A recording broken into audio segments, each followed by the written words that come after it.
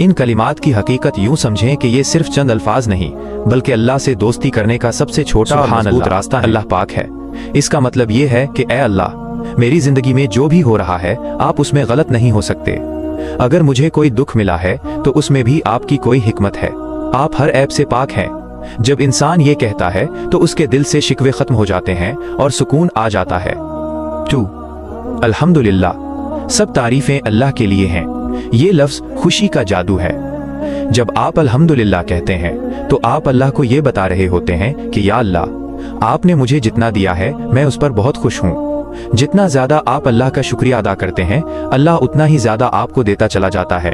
ये लफ्ज जिंदगी से महरूमी का एहसास खत्म कर देता है। 3. ला इलाहा इल्लल्लाह, अल्लाह के सिवा कोई इबादत के लायक नहीं। इसका सादा मतलब ये है कि मेरा अल्लाह है ना तो मुझे किसी और की जरूरत नहीं।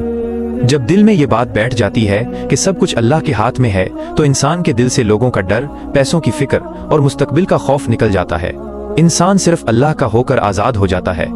4. अल्लाह अकबर, अल्लाह सबसे बड़ा है।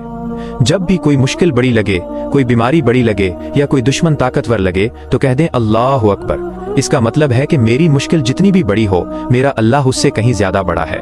ये कलमा इंसान को पहाड़ जैसा हौसला देता है। 5. अस्तगफिरुल्लाह, मैं अल्लाह से माफी मांगता हूँ। ये तौबा का दरवाजा है। जैसे बारिश गंदगी को धो देती है, अस्तगफिरुल्लाह इंसान की रूह और गुनाहों को धोकर पाक कर देता है। ये बंदे और अल्लाह के दरमियान की रुकावटें, गुनाह खत्म कर देता है। एक बार तसव्वुर करें कि जब आप जमीन पर बैठकर धीरे से कहते हैं सुभान अल्लाह, तो आसमानों के ऊपर अर्शे इलाही के पास आपके नाम का तज़किरा शुरू हो जाता है। आप यहाँ अल्लाह को याद करते हैं और कायनात का मालिक आपको याद करने लगता है। हदीस का मफहूम है, इससे ज्यादा तुम जमीन पर अल्लाह का जिक्र करो, अल्लाह आसमानों में तुम्हारा जिक्र करेगा।